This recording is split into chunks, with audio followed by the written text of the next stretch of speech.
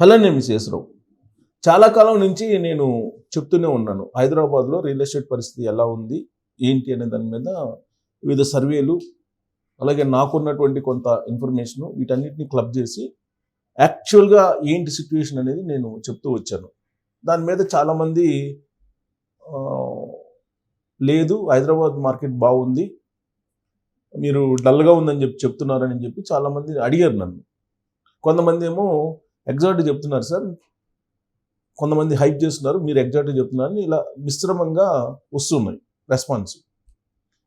సరే, నేను కూడా డెప్త్కి వెళ్ళి స్టడీ చేశాను. అంతా చేసి డెఫినెట్గా ఇది నీటి పుడగలాగా ఉంది హైదరాబాద్ రియల్ ఎస్టేట్ అనేటువంటి ఒక ఒపీనియన్కి వచ్చిన తర్వాతనే నేను వాస్తవాలను చెప్పేటువంటి ప్రయత్నం చేస్తున్నటువంటి క్రమంలో వాసవికి సంబంధించినటువంటి డోల్డ్రమ్స్, వాసవి అనేది టాప్ 10లో ఉండేటువంటి రియల్ ఎస్టేట్ సంస్థ, నిర్మాణ సంస్థ.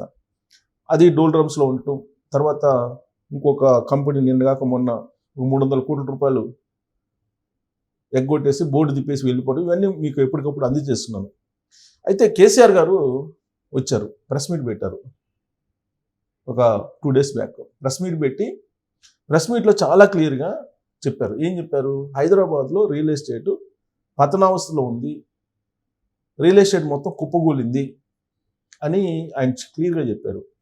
రేవంత్ రెడ్డి రియల్ ఎస్టేట్ వ్యాపారం చేసుకుంటున్నారు, కానీ హైదరాబాద్లో రియల్ ఎస్టేట్ ధరలు మాత్రం తగ్గిపోయాయి, రియల్ ఎస్టేట్ ఘోరంగా ఉంది రియల్ ఎస్టేట్ పరిస్థితి. అదే తాను ఉన్నప్పుడు రియల్ ఎస్టేట్ చాలా హైప్లో ఉండేది, కానీ ఇవాళ రియల్ ఎస్టేట్ పతనావస్థకు చేరింది. ఆయన ఫ్యూచర్ సిటీ అంటున్నారు, తర్వాత ఫార్మా ఇండస్ట్రీస్ని షిఫ్ట్ చేస్తున్నారు, ఐడిపిఎల్ని షిఫ్ట్ చేస్తున్నారు, ఇవన్నీ చెప్పారు. చెప్పి అవగాహన లేదు, తలాతోకా లేని నిర్ణయాలు తీసుకుంటున్నారు రేవంత్ రెడ్డి. పరిపాలన మీద కనీస అవగాహన లేకుండా తెలంగాణ రాష్ట్రాన్ని పరిపాలిస్తున్నాడు అని చెప్పి మాట్లాడారు. అయితే ఆయన వాస్తవం ఒకటి చెప్పాడు. ఏం చెప్పారంటే రియల్ ఎస్టేట్ అనేది బాగలేదు హైదరాబాద్లో అని. దానికి కారణం ఎవరు? ఆ రియల్ ఎస్టేట్ చేస్తుంది ఎవరు? రియల్ ఎస్టేట్ ఇప్పుడు ఉన్నటువంటి ముఖ్యమంత్రి రేవంత్ రెడ్డి గారు రియల్ ఎస్టేట్ చేస్తున్నారు, రియల్ ఎస్టేట్ దందాలు చేస్తున్నారు, రియల్ ఎస్టేట్ సంబంధించినటువంటి కబ్జాలు చేస్తున్నారు అనేది రేవంత్ రెడ్డి గారి మీద తెలంగాణ సీఎం, మాజీ సీఎం కేసీఆర్ గారు చేసినటువంటి ఆరోపణలు. అయితే రియల్ ఎస్టేట్ని రాజకీయ కోణం నుంచి తీసుకొచ్చింది ఎవరు? కేసీఆర్ గారు ఫస్ట్. ఎందుకంటే 2023 ఎన్నికలకు ముందు ఆయన చెప్పింది ఏంటంటే, తాను ముఖ్యమంత్రిగా ఉన్నాను కాబట్టి రియల్ ఎస్టేట్ పెరిగింది, భూముల ధరలు పెరిగాయి. ఒకప్పుడు ఆంధ్రలో ఎకరం అమ్మితే తెలంగాణలో 10 ఎకరాలు వచ్చేది, ఇప్పుడు తెలంగాణలో ఎకరం అమ్మితే ఆంధ్రలో 100 ఎకరాలు వస్తున్నాయి అని చెప్పి హైప్ క్రియేట్ చేశారు. తెలంగాణ అసెంబ్లీ లోపల, అసెంబ్లీ బయట, ఎన్నికల ప్రచారంలో ఆయన చెప్పడమే కాదు, పటాన్ చెరువు దగ్గర భూములు వేలం వేశాడు ఎలక్షన్ ముందు, అక్కడ 100 కోట్లు బలికింది. కోకాపేటలో వేలం వేశారు, అక్కడ 100 కోట్లను దాటిచ్చారు. మోకిలలో వేలం వేయించారు, అక్కడ 100 కోట్లు. ఇలా అక్కడక్కడ వేలం వేసి ఎకరం 100 కోట్లు అనేటువంటి హైప్ క్రియేట్ చేసి, తీరా ఆ వేలంలో పాడినటువంటి వాళ్ళు దాన్ని కొనుగోలు చేయలేదనేది తర్వాత వచ్చినటువంటి న్యూస్. ఎలక్షన్ వచ్చింది, ఎలక్షన్ తర్వాత కేసీఆర్ గారు ఓడిపోయారు, అధికారం కోల్పోయారు. ఆ కొన్నోళ్ళు ఎవరంటే కొన్నోళ్ళు ఎవరు దొరకల. సేమ్ అధికారంలో ఉన్నప్పుడు కేసీఆర్ గారు ఏం చేశారో రేవంత్ రెడ్డి గారు కూడా ఇప్పుడు అదే చేస్తున్నారు. ఎందుకనంటే రియల్ ఎస్టేట్ వ్యాపారాల నుంచి, నిర్మాణ సంస్థల నుంచి ఆయనకు ప్రెషర్ ఉంది. ఆ కారణంగా ఆయన రీసెంట్గా ప్రభుత్వ భూములను వేలం వేసి 130 కోట్లకు తీసుకెళ్లారు ఆయన. మరి అంత డిమాండ్ ఉందా అని అంటే హై రైజెస్ పర్మిషన్ చేస్తున్నారు. ఈ హై రైజెస్ కట్టేవాళ్ళు ఎకరం 130 కోట్లకు తీసుకుంటున్నారు. తీసుకొని 50-60 ఫ్లోర్లు, 70 ఫ్లోర్లు వేసేసి యూడిఎస్ అన్డివైడెడ్ షేరు 10 నుంచి 12 గజాలు ఇస్తూ ఒక్కొక్క ఫ్లాట్ని 2 నుంచి 3 కోట్లకి అమ్ముతున్నారు. మరి అవి కొనుగోలు చేసే వాళ్ళు ఉన్నారా అని అంటే, ఇప్పుడు హైరైజెస్ కడుతున్నటువంటి వాళ్ళు ఎవరినైనా మీరు అడగండి, వాళ్ళ హైరైజ్ బిల్డింగ్స్లో బుక్ చేసుకుంటున్నారా లేదా అని. దాదాపుగా ఎవరు హైరైజెస్ వైపు చూడలేదు. యాజ్ ఆఫ్ నౌ హైదరాబాద్లో తాజాగా వస్తున్నటువంటి ఇన్ఫర్మేషన్ ప్రకారం 8,20,000 ఫ్లాట్లు రెడీ టు మూవ్ ఉన్నాయి. రెడీ టు మూవ్ నేను చెప్పేది కన్స్ట్రక్షన్లో, ఆన్ గోయింగ్ కన్స్ట్రక్షన్లో ఉన్నవి కాదు. రెడీ టు ఫ్లాట్స్ 8,20,000 ఫ్లాట్స్ ఉన్నాయి. ఇవాళ నిర్మాణ రంగంలో ఉండేటువంటి వాళ్ళు అమ్ముకోలేక 7,000 ఎస్ఎఫ్టీ చెప్పినటువంటి వాళ్ళు ఇవాళ 5,000కి ఇవ్వడానికి సిద్ధపడుతున్నారు. 5,000 చెప్పినటువంటి వాళ్ళు 4,000కి ఇవ్వడానికి సిద్ధపడుతున్నారు. లంచంగా అమౌంట్ ఇచ్చే పరిస్థితి ఉంటే ఇంకా తగ్గించేస్తున్నారు. ఇలాంటి సిచ్యువేషన్ ఉంది. కాకపోతే మీరు పోయి అడిగారు అనుకోండి, ఎక్కువ రేటు చెప్తారు. లేదంటే అమ్ముకునేటువంటి పరిస్థితి లేదు హైదరాబాద్లో. ప్రత్యేకించి ఔటర్ రింగ్ రోడ్డు దాని సరౌండింగ్స్లో కట్టినటువంటి వాళ్ళు ఎంత ఇబ్బంది పడుతున్నారు. సిటీ లిమిట్స్లో, సిటీ లోపల నిర్మించినటువంటి వాళ్ళు, నిర్మాణాలు చేసినటువంటి వాళ్ళు ఎట్టగట్టు అమ్ముకుంటున్నారు తక్కువ రేటుకో ఏదో ఎలాగో.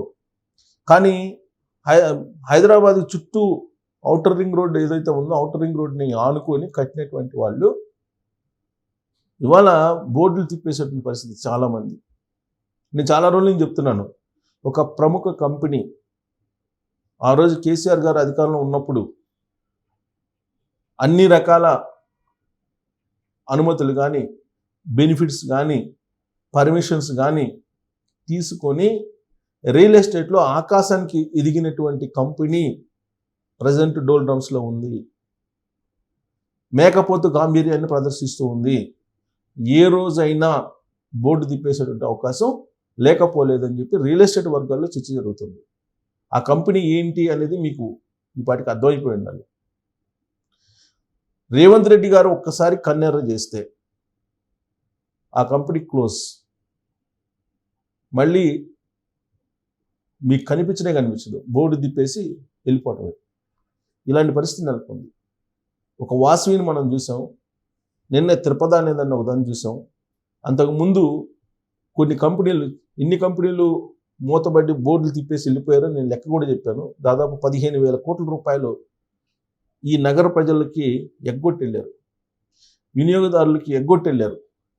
ప్రీ లాంచ్ పేరుతో కొంతమంది, ఆ తర్వాత ఫ్లాట్లు ఇస్తామని చెప్పేసి తీసుకొని ఫ్లాట్లు పూర్తి చేయకుండా మరికొంతమంది, వాళ్ళు చెప్పిన విధంగా కనీస సౌకర్యాలు కల్పించకుండా అర్ధాంతరంగా నిర్మాణాల నుంచి వైదొలిగినటువంటి వాళ్ళు ఇంకొందరు, ఇలా రకరకాలుగా మోసం చేసేటువంటి వాళ్ళు హైదరాబాద్లో చాలామంది నిర్మాణదారులు ఉన్నారు.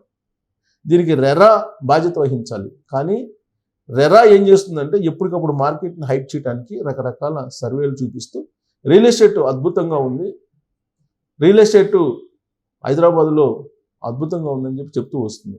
కానీ మీకు ముంబై చూసినా, బెంగళూరు చూసినా, ఢిల్లీ చూసినా, లేదా ఇతర ప్రాంతాలు చూసినా పెరుగుతూ ఉన్నాయి. 9% గ్రోత్ తగ్గింది హైదరాబాద్లో, 9% గ్రోత్ తగ్గింది. కానీ అమౌంట్కి వచ్చేటప్పటికి మీకు పెరిగినట్టు కనపడుతుంది. రిజిస్ట్రేషన్ వాల్యూస్ పెరిగినాయి కాబట్టి, ప్లస్ కాస్ట్ కూడా పెరిగింది కాబట్టి మీకు అమౌంట్ వచ్చేటప్పటికి ప్రభుత్వానికి వచ్చేటువంటి రెవెన్యూ పెరిగింది, కానీ లావాదేవీలు తగ్గాయి. ఇది కేసీఆర్ గారు చెప్తున్నట్టు మాట, నేను చెప్తుంది కాదు. కేసీఆర్ గారు ప్రెస్ మీట్ చెప్పి హైదరాబాద్లో రియల్ ఎస్టేట్ పతనావస్థలోకి వెళ్ళిపోయింది, దీనికి కారణం ఇప్పుడు ఉన్నటువంటి ప్రభుత్వం అని అంటున్నారు. కానీ ఈ ప్రభుత్వం ఏం చెప్తుంది? కేసీఆర్ గారు తాలూకు చేసినటువంటి హైప్ ఏదైతే ఉందో దాని తాలూకు అవలక్షణాలు ఇప్పుడు రియల్ ఎస్టేట్లో ఉన్నాయని చెప్పి ఈ ప్రభుత్వం చెప్తుంది. సరే, ఈ ప్రభుత్వం చెప్పినా, గత ప్రభుత్వం చెప్పినా, ఏ ప్రభుత్వం చెప్పినా హైదరాబాదు రియల్ ఎస్టేట్ నీటి బుడగా, ఏప్రిల్ తర్వాత డిజాస్టర్లోకి వెళ్ళబోతుందని చెప్పి రియల్ ఎస్టేట్ నిపుణులు చెప్తున్నారు. ఆర్థిక నిపుణులు కూడా అంచనా వేస్తున్నారు. దీనికి కారణాలు లేకపోలేదు. హైప్ క్రియేట్ చేయటం ఒకటి, తర్వాత ఇక్కడ గోల్డ్ రేటు పెరగడం ఒకటి. గోల్డ్ రేటు పెరుగుతుంది, గోల్డ్ మీద పెట్టుబడులు పెడుతుంది, రియల్ ఎస్టేట్ మీద పెట్టడం లేదు. 3 వచ్చేసి హైడ్రా ఇష్యూస్. 4 వచ్చేసి కన్స్ట్రక్షన్ వాల్యూ పెరగడం, భూమి వాల్యూ పెరగటం. 4 ఇవి మధ్యతరగతికి అందుబాటులో లేకుండా పోతున్నాయి. ఇన్ని కారణాలు ఉన్నాయి మధ్యతరగతికి అందుబాటులో లేకపోవడానికి. ఇవాళ రీసేల్స్, సెకండ్ సేల్స్ కొంటున్నారు తప్పితే కొత్త వాటికి జోలికి పోవట్లేదు. ఎందుకు? వాళ్ళ బడ్జెట్లో నీకు రీసేల్ ఫ్లాట్స్ దొరుకుతున్నాయి కాబట్టి. ఒకప్పుడు ఒక 7-8 నెలల క్రితం రీసేల్ వాల్యూ 40 లక్షలు ఉండేది, ఇవాళ 50 లక్షలు 60 లక్షలు పలుకుతుంది.